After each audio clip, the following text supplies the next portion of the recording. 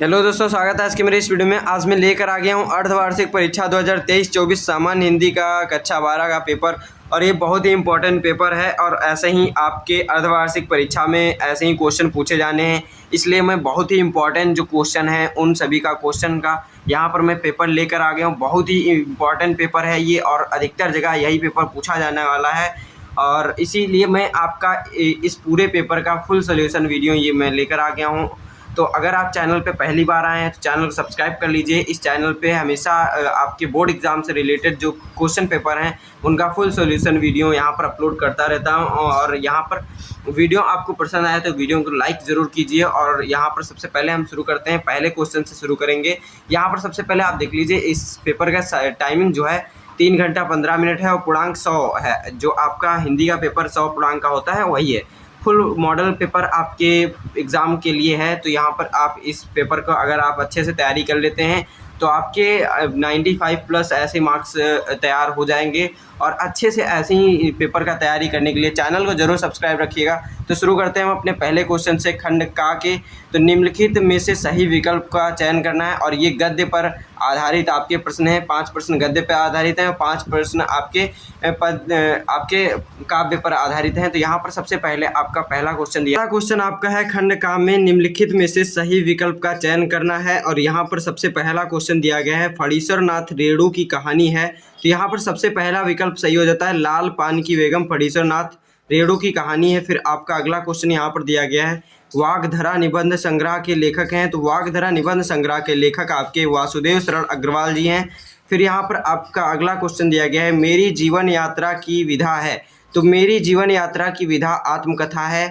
मेरी जीवन यात्रा में आत्मकथा है और यह है राहुल सांकृत्यायन जी का।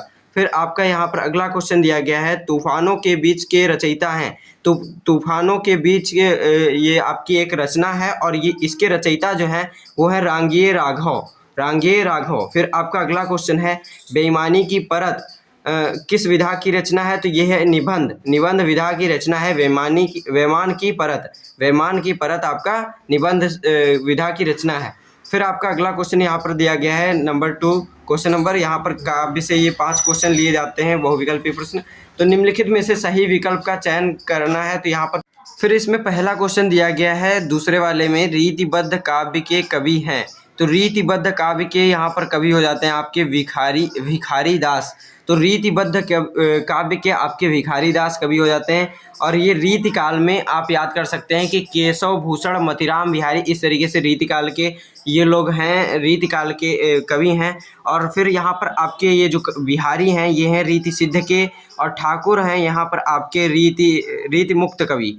तो इस तरीके से आपके यहाँ पर रीतिबद्ध कवि जो हैं भिखारी दास हो जाते हैं। ये राइट विकल्प हो जाता है आपका दूसरा नंबर कि रीतिबद्ध काव्य के जो कवि हैं वो भिखारी दास हैं और रीति सिद्ध के आपके बिहारी हैं और रीति मुक्त के ठाकुर हैं। इस तरीके से आपके इन तीनों का मैंने सही बता दिया है। फिर यहाँ पर आपका अगला क्वेश्चन हो जाता है खा नंबर। तार सप्तक का प्रकाशन वर्ष है। तो तार सप्तक का प्रकाशन वर्ष 1943 है। फिर आपका अगला क्वेश्चन दिया गया है राष्ट्र कवि का सम्मान मिला है। तो राष्ट्र कवि का सम्मान मैथिली शरण गुप्त जी को मिला है।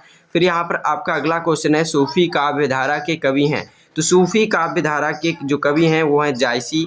फिर आपका यहाँ पर अगला क्वेश्चन दिया गया है भारत भारती के रचनाकार हैं। तो भारत भारती के रचनाकार मैथिली शरण गुप्त जी हैं। फिर आपका यहाँ पर अगला क्वेश्चन आपका तीसरा नंबर दिया गया है निम्नलिखित गद्यांश पर आधारित प्रश्नों के उत्तर दीजिए। तो यहाँ पर आपको 2 गद्यांश मिलेंगे जिनमें से किसी एक का आपको उत्तर देना होगा। तो यहाँ पर सबसे पहला गद्यांश है भाषा स्वयं संस्कृति का एक अटूट अंग है। संस्कृत परंपरा में निःसृत होने पर भी परिवर्तनशील और गतिशील है। उसकी गति विज्ञान की प्रगति के साथ जोड़ी जाती है। वैज्ञानिक आविष्कारों, यहाँ पर पूरा पेपर मैं दिखा दे रहा हूँ। तो यहाँ पर दिया गया आविष्कारों के प्रभाव के कारण उद्भूत नई सांस्कृतिक हलचलों के शाब्दिक रूप देने के लिए भाषा के परंपरागत प्रयोग पर्याप्त नहीं हैं। इसके लिए नए प्रयोगों को नई भाव योजनाओं का व्यक्त करने के लिए नए शब्दों की खोज महती आवश्यकता है। तो इस तरीके से यहाँ पर आपको ये गद्यांश दिया गया है। इसी तरीके से आपका दूसरा गद्यांश दिया गया है। तो पहले गद्यांश का आपका यहाँ पर 5 क्वेश्चन पूछे गए हैं पहले गद्यांश में। यहाँ पर पहला क्वेश्चन है उपयुक्त गद्यांश किस शीर्षक से उद्धृत है। तो यहाँ पर आपका जो आंसर हो जाता है ये हो जाता है भाषा और आधुनिकता से यहाँ पर आपका ये उद्धृत है। तो इसका मैं पूरा आंसर दिखा दे रहा हूँ किस तरीके से है। तो यहाँ पर मैं दिखा दे रहा हूँ, ये मैं कॉपी पर अच्छे से लिख कर लाया हूँ और इसी तरीके से आप भी इसका अगर लिखना चाहें तो नोट लिख सकते हैं कि यहाँ पर जो आपका है ये भाषा और आधुनिकता से लिया गया है। और इसके जो यहाँ पर अगला क्वेश्चन दिया गया है, उपर्युक्त गद्यांश के लेखक कौन है? तो गद्यांश के लेखक प्रोफेसर जी सुंदर रेड्डी जी हैं। तो इस तरीके से आपकी ये 2 क्वेश्चन के आंसर हो जाते हैं। इसके बाद आपके यहाँ पर तीसरा क्वेश्चन दिया गया है, उपर्युक्त गद्यांश में किस प्रसंग का प्रतिपादन किया गया है? तो यहाँ पर आपका बताना है कि किस प्रसंग का प्रतिपादन किया गया है। तो यहाँ पर मैंने लिख दिया है तीसरा क्वेश्चन। तीसरा है ये, भाषा और संस्कृति के प्रसंग का प्रतिपादन किया गया है। तो भाषा और संस्कृति के प्रसंग का प्रतिपादन किया गया है इस वाले गद्यांश में। फिर यहाँ पर आपका अगला क्वेश्चन है, भाषा किसका अभिन्न अंग है और क्यों? तो भाषा किसका अभिन्न अंग है? तो भाषा समाज का अभिन्न अंग है, क्योंकि भाषा विचारों और जो आपकी बातें होती हैं, जो भी आपके विचार होते हैं, उनकी अभिव्यक्ति का सशक्त माध्यम है। तो भाषा समाज का अभिन्न अंग है, क्योंकि भाषा विचारों की अभिव्यक्ति का सशक्त माध्यम है। तो इस तरीके से आपका ये पूरा आंसर हो जाता है। फिर अब हम बढ़ते हैं अपने अगले क्वेश्चन की तरफ। तो यहाँ पर आपका इसी में गद्यांश अगला दिया गया है, अथवा में करके आपको ये करना है या फिर ये करना है। तो यहाँ पर अशोक के फूल से ये गद्यांश लिया गया है। तो इस तरीके से तो आप इनमें से कोई एक कर सकते हैं। तो यहाँ पर मैंने पहले वाले का कर दिया है और दूसरे वाले को अगर आपको प्रैक्टिस करना है तो ये आप देख सकते हैं और इसके क्वेश्चन आंसर को हल कर सकते हैं। फिर आपका यहाँ पर अगला क्वेश्चन दिया गया है, चौथा नंबर, ये पद्य खंड है। यहाँ पर आपको पद्यांशों पर आधारित प्रश्नों के उत्तर देना है। तो ये आपको पद्यांश दे दिए गए हैं, 2 पद्यांश इसमें भी रहते हैं। जैसे गद्य में 2 गद्यांश दिए हैं, वैसे ही पद्य में 2 पद्यांश दिए गए हैं। तो इनमें से किसी एक का आपको करना होता है। तो यहाँ पर पहला पद्यांश है, बैठी खिन्नायक दिवस, बैठी खिन्नायक दिवस वह गेह में थी अकेली, आके आंसू दृग युगल में थे धरा को भिगोते, आई धीरे इस सदन में पुष्प सदगंध कोले, प्रातः वाली सुपवन इसी काल वातायनों से, संतापों को विपुल बढ़ाता देख के दुखिता हो, धीरे बोली संदुख उससे श्रीमती राधिका यूं, प्यारी प्रातः सुपवन इतना क्यों मुझे सताती है सताती, क्या तू भी है कुलसित हुई काल की क्रूरता से। तो इस तरीके से यहाँ पर आपका ये पद्यांश दिया गया है और इसके आपको यहाँ पर 5 प्रश्न दिए गए हैं इस पर आधारित, और पाँचों को आपका यहाँ पर क्वेश्चन का आंसर देना है। तो यहाँ पर इनका भी मैं उत्तर पूरा लेकर आया हूँ। तो उपर्युक्त गद्यांश के शीर्षक का नाम लिखना है। तो इसके शीर्षक का नाम हो जाता है, यहाँ पर आपका लिखा गया है, इसके शीर्षक का नाम जो है आपका पवन द्युतिका है और इसके जो लेखक का नाम है अयोध्या सिंह उपाध्याय हरिओद है।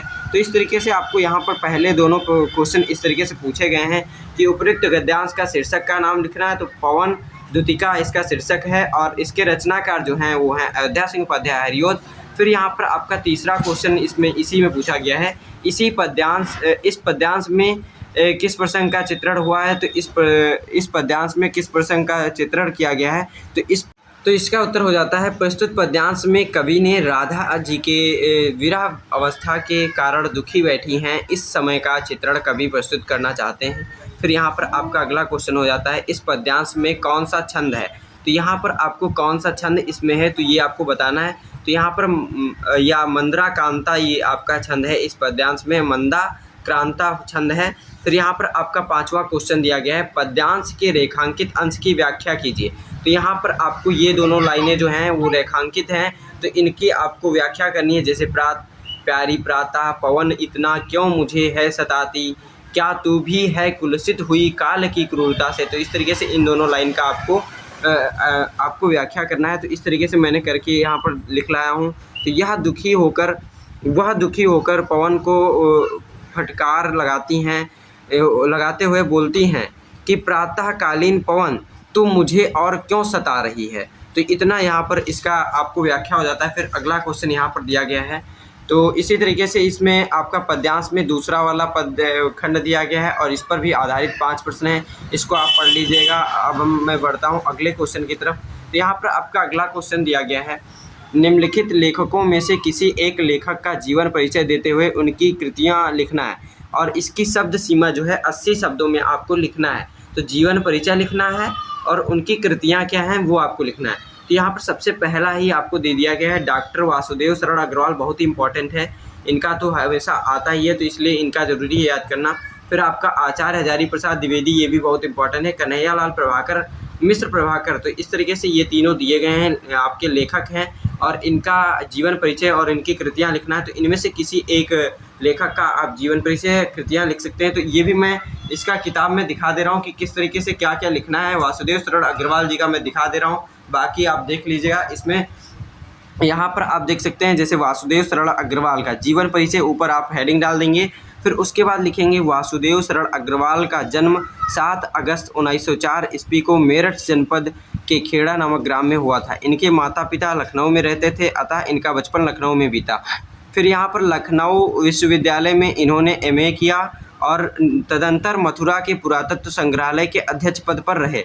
इतना लिखने के बाद आपको लिखना है इन्होंने PhD तथा D.Litt की उपाधियाँ प्राप्त की। और उसके बाद आपको यहाँ आ जाना है भारतीय पुरातत्व विभाग के अध्यक्ष पद पर कार्य बड़ी प्रतिष्ठा और सफलतापूर्वक किया था। और बाद में फिर ये काशी हिंदू विश्वविद्यालय के कॉलेज के आपको ये कॉलेज ऑफ इंडोलॉजी के प्रोफेसर नियुक्त हुए। उसके बाद आपको यहाँ पर लिख देना है लखनऊ विश्वविद्यालय में राधा मुखर्जी व्याख्यान निधि की ओर से व्याख्याता नियुक्त हुए थे। और उसके बाद आपको ये सब छोड़ देना है, जितनी चीज़ें इंपॉर्टेंट है उतनी ही चीज़ें लिखना है, एक्स्ट्रा आपको कुछ नहीं लिखना है जीवन परिचय में। तो यहाँ पर इस तरीके से अग्रवाल जी ने पाली, संस्कृति, अंग्रेजी आदि भाषाओं का प्राचीन संस्कृति, भारतीय संस्कृति और पुरातत्व का गहन अध्ययन किया था। और इस जो महान विभूति हैं 27 जुलाई 1967 ईस्वी को हिंदी के इस साहित्यकार का निधन हो गया था। तो इस तरीके से इनका ये जीवन परिचय हो जाता है। और इनकी कृतियाँ यहाँ पर लिखी गई प्रमुख रचनाएं जो हैं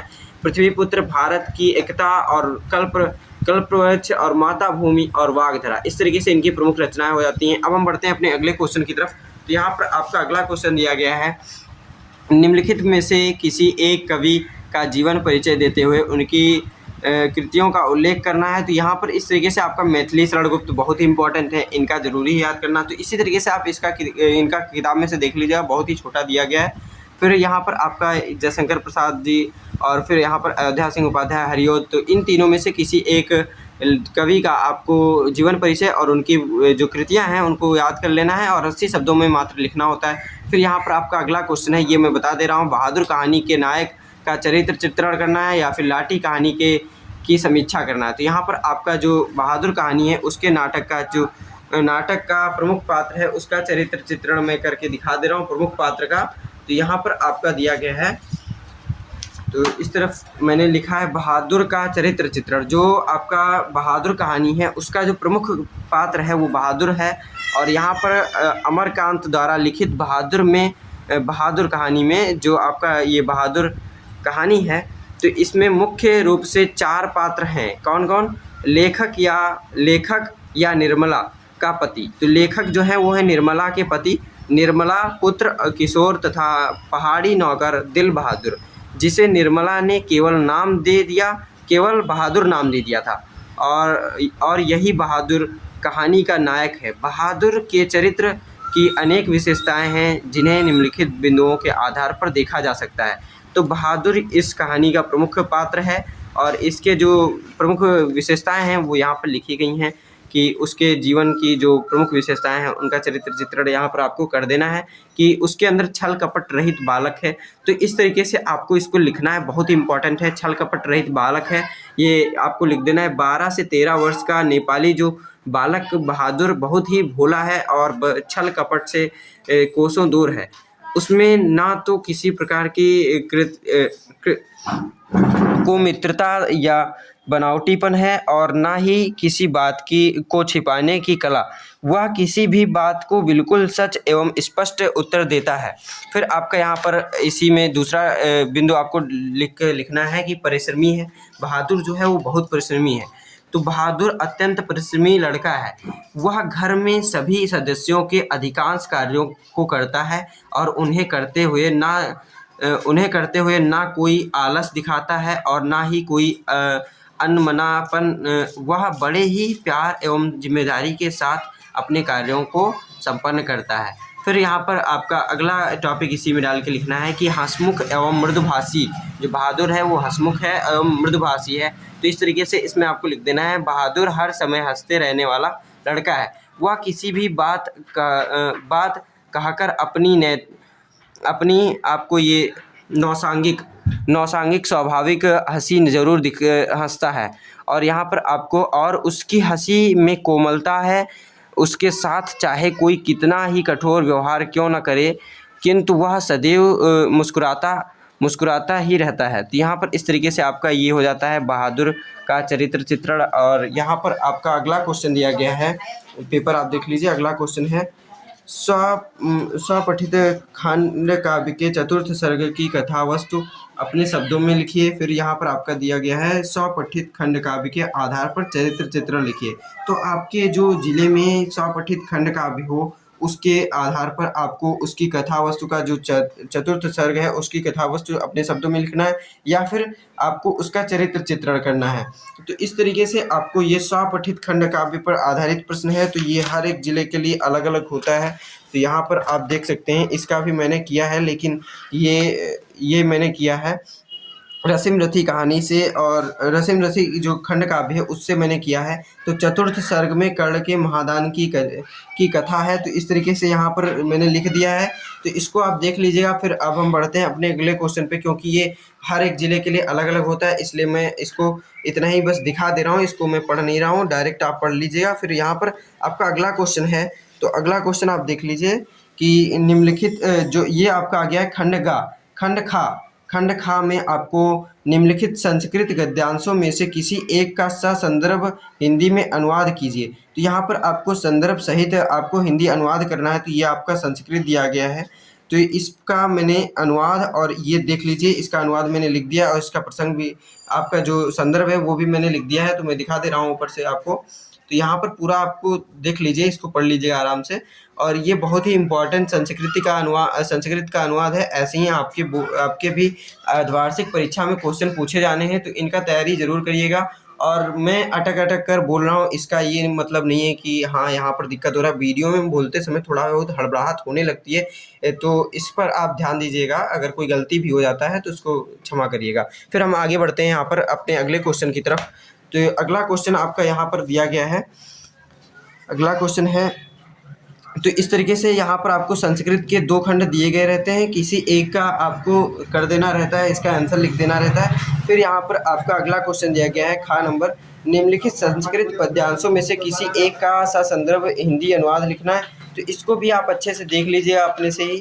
फिर यहाँ पर मैं अगला क्वेश्चन दिखा दे रहा हूँ, निम्नलिखित मुहावरों और लोकोक्तियों में से किन्हीं 2 का अर्थ लिखते हुए वाक्य प्रयोग करना है। तो इस तरीके से ये देख लीजिए, और इनका जो मुहावरों का अर्थ है उनको लिखकर आपको वाक्य भी प्रयोग करना है। तो ये आपको कर लीजिएगा, एक नंबर के हैं, किन्हीं 2 का ही करना है। फिर यहाँ पर आपका अगला दिया गया क्वेश्चन 10 नंबर, निम्नलिखित शब्दों के संधि विच्छेद के सही विकल्प का चयन कर लिखिए। तो यहाँ पर आपका अगला ये क्वेश्चन जो है पद्मेशः तो का संधि विच्छेद करना है, इसका पद्मेशा का संधि विच्छेद करना है। तो यहाँ पर आपका इसका उत्तर आप देख लीजिएगा इस तरीके से।